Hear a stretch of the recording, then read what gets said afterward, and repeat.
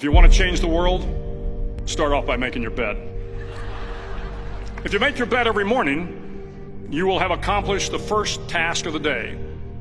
It will give you a small sense of pride, and it will encourage you to do another task, and another, and another. And by the end of the day, that one task completed will have turned into many tasks completed. Making your bed will also reinforce the fact that the little things in life matter. If you can't do the little things right, you'll never be able to do the big things right. And if by chance you have a miserable day, you will come home to a bed that is made, that you made. And a made bed gives you encouragement that tomorrow will be better. To pass SEAL training, there are a series of long swims that must be completed. One is the night swim. Before the swim, the instructors joyfully brief the students on all the species of sharks that inhabit the waters off San Clemente. They assure you, however, that no student has ever been eaten by a shark, at least not that they can remember. But you are also taught that if a shark begins to circle your position, stand your ground. Do not swim away.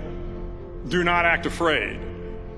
And if the shark, hungry for a midnight snack, darts towards you, then summons up all your strength and punch him in the snout, and he will turn and swim away.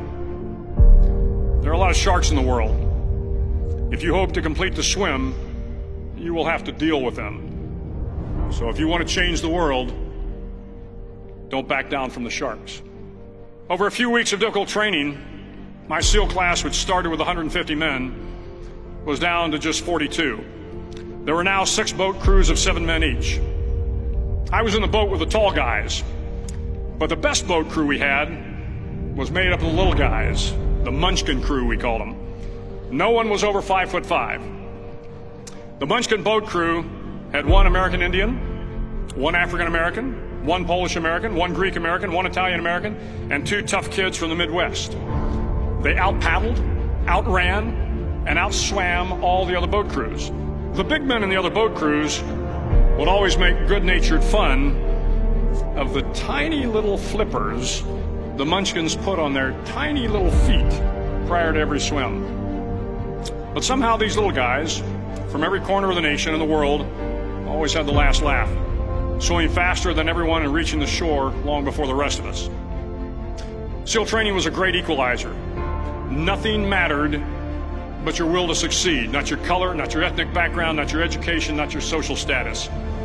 If you want to change the world, measure a person by the size of their heart, not by the size of their flippers.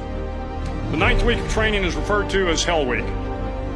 It is 6 days of no sleep, constant physical and mental harassment, and 1 special day at the Mud Flats. The Mud Flats are an area between San Diego and Tijuana where the water runs off and creates the Tijuana Sloughs, a swampy patch of terrain where the mud will engulf you. It is on Wednesday of Hell Week that you paddle down in the mud flats and spend the next 15 hours trying to survive the freezing cold, the howling wind, and the incessant pressure to quit from the instructors. As the sun began to set that Wednesday evening, my training class, having committed some egregious infraction of the rules, was ordered into the mud. The mud consumed each man till there was nothing visible but our heads. The instructors told us we could leave the mud if only 5 men would quit. Only 5 men, just 5 men, and we could get out of the oppressive cold. Looking around the mud flat, it was apparent that some students were about to give up. It was still over 8 hours till the sun came up. 8 more hours of bone-chilling cold. The chattering teeth and the shivering moans of the trainees were so loud, it was hard to hear anything. And then one voice began to echo through the night. One voice raised in song. The song was terribly out of tune, but sung with great enthusiasm. One voice became 2, and 2 became 3, and before long, everyone in the class was singing.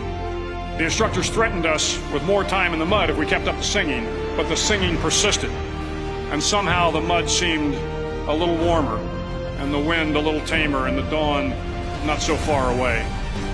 If I have learned anything in my time traveling the world, it is the power of hope. The power of one person, a Washington, a Lincoln, King, Mandela, and even a young girl from Pakistan, Malala. One person can change the world by giving people hope. So if you want to change the world, start each day with a task completed. Find someone to help you through life. Respect everyone. Know that life is not fair and that you will fail often.